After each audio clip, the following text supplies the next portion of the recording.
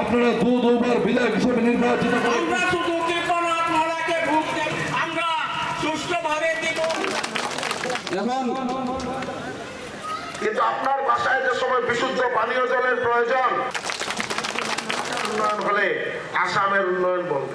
পাতারকান্দি কনস্টিটিউয়েন্সিতে সকাল থেকে আমাদের সাংসদ তথা আবারও আমাদের ভারতীয় জনতা পার্টির প্রার্থী এইবারের নির্বাচনের কৃপানাথ মাল্লা ভাই, সকাল থেকে আমরা কার্যকর্তা সম্মেলন পাতারকান্দি মণ্ডলেও হয়েছে, লয়েরপুয়া মণ্ডলেও হয়েছে। তারপর বিশেষ করে আমাদের প্রধানমন্ত্রীজির উপর পূর্ণ আস্থা এবং আমাদের মাননীয় মুখ্যমন্ত্রী ডক্টর হিমন্ত বিশ্ব শর্মা মহাশয়ের এই 3 বছরের কাজ দেখে বিশাল সংখ্যার আমাদের ইসলাম ধর্মাবলম্বী লোকের ভারতীয় জনতা পার্টিতে যে দুটা যোগদান হয়েছে, বিশেষ করে একটা দেখেছেন জেরজেরি জিপিতে প্রায় 2000-এরও অধিক লোক ভারতীয় জনতা পার্টিতে যোগদান করেছেন এবং এইখানেও আমাদের বাগন গাঁও পঞ্চায়েতে প্রায় 1000-এরও অধিক লোক ভারতীয় জনতা পার্টিতে ওনাদের মত পোষণ করেছেন এবং যোগদান করেছেন। তাই ওনাদেরকে আমরা মোদি পরিবারে আমরা সুস্বাগতম জানিয়েছি এবং আমরা সবাই একই পরিবারের লোক।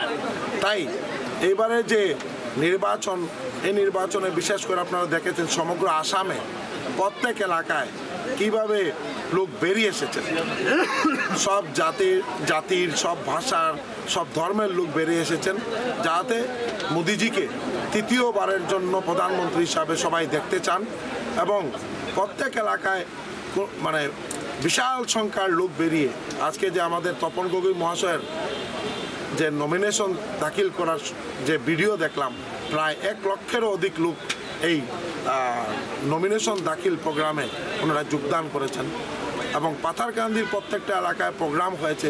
আপনারা উপলব্ধি করতে পেরেছেন যে করিমগঞ্জের 6টা যে কনস্টিটিউয়েন্সি তার মধ্যে হাইয়েস্ট ভোট পাতারকান্দির থেকে হবে, এটা আমরা পুরো নিশ্চিত এবং তাতে সব জাতির সব ভাষার সব ধর্মের লোক রেডি হয়ে আছেন কীভাবে কৃপানাথ মাল্লা ভাইকে জয়ী করে আমাদের মুখ্যমন্ত্রী ডক্টর হিমন্ত বিশ্ব শর্মা মহাশয়কে আমরা যাতে উপহার দিতে পারি এবং সব থেকে বেশি ভোট পাতারকান্দির থেকে আমরা যাতে দিতে পারি, তার জন্য সবাই কাজে নেমে পড়েছেন এবং আমাদের এখন সব কার্যকর্তারাও খুব উদ্গ্রীব হয়ে আছেন। তো এখন আমাদের সাংসদ তথা এবারের নির্বাচনের আবার প্রার্থী কৃপানাথ মাল্লা ভাই ওনার মন্তব্য করবেন। তো সারা কীভাবে পাচ্ছেন? আজকে আমরা পাতারকান্দিতে অনেক মিটিং হয়েছে, সভা হয়েছে, কার্যকর্তারও সভা হয়েছে 2 মণ্ডলের এবং মণ্ডল ছাড়া জয়নিং প্রোগ্রাম অনেক বেশি হয়েছে। বিশেষ করে ইসলাম ধর্মাবলম্বী মানুষ বলেছেন ওনারা যে আমরা দেখেছি মোদি 10 বছর হয়ে গেছে এবং ডক্টর হিমন্ত বিশ্ব প্রায় 7.5 বছর হয়ে গেছে। আমাদের যে বেনিফিট হিন্দুরা পেয়েছে সমানভাবে আমরাও পেয়েছি। আমরা ভুল বুঝেছিলাম আগে যে ভারতীয় জনতা পার্টি আসলে আমাদের অসুবিধা হবে।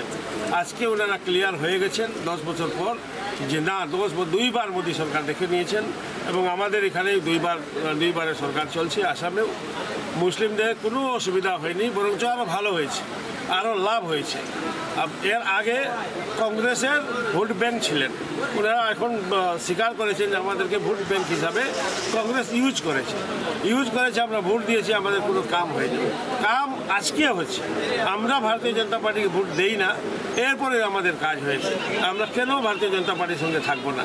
এই জন্য এবার সাব্যস্ত করেছেন এবং সব মিলেছেন একসঙ্গে। খুব ভালোও লাগছে যে সবাই এসেছেন এবং আজকে ভারতীয় জনতা পার্টিতে যোগদান করেছেন। এখানেও 1000-এর উপরে করেছেন, ঝেড়ঝেড়িতে 2000-এর উপরে করেছেন এবং এক আওয়াজ দিয়েছেন যে এখানে অন্য কোনো ভোট পড়বেই না, সব আমরা একবার বিজেপিকে ভোট করব, মোদিজি আবার প্রধানমন্ত্রী হলে আমাদের সবাই লাভ হবে।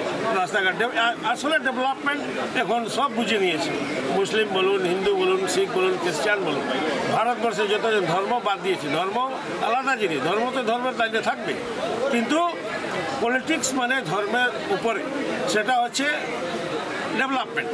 গতিকে ডেভেলপমেন্টের জন্যে যেভাবে ডেভেলপমেন্ট হয়েছে আসাম বলুন বা আমাদের পুরো অল ইন্ডিয়াতে, এর জন্য সব ফিল করে এবার সব আসছে এবং বলছে আবার নরেন্দ্র মোদীকে বসাতে হবে আমাদের ডেভেলপমেন্টের জন্য। একজন খুব ভালো সাড়া এবার পেয়েছি। আর আজকে তো পাতারকান্দি, গতকালকে পরশু আমরা হাইলাকান্দি গিয়েছি, আমি সব জায়গাতে আমি দেখেছি ভালো রেসপন্স, ভালো সাড়া দিয়েছে। কারণ এর আগে 19-এও আমি ক্যান্ডিডেট ছিলাম, মানে আমাদের মুসলিম ধর্মাবলম্বী থেকে এত বেশি সাড়া ছিল না, ছিল কম ছিল, তবু প্রায় 48,000 ভোট আমি লাস্ট ইয়ারে পেয়েছিলাম। এবার যেভাবে সাড়া দেখছি, যা জয়েনিং যেভাবে হচ্ছে, অনেক ভোট বেশি এবার মুসলিম থেকে আমরা পাবো। আমি আশা করছি 1.5 লাখের উপরে ভোট পাবো, আমি একটা আশা করেছি। বাকি অনেক ডিফারেন্সে এবার, গতবার থেকে ডিফারেন্স এবার বাড়বে এবং বেশি ডিফারেন্সে আমরা করিমগঞ্জ সিট থেকে। অসমৰ 14টা লোকসভা সমষ্টিত কেনে চলিছে নিৰ্বাচনী প্ৰচাৰ। এইবাৰ জনতাই বিচাৰিছে কোনটো দলক।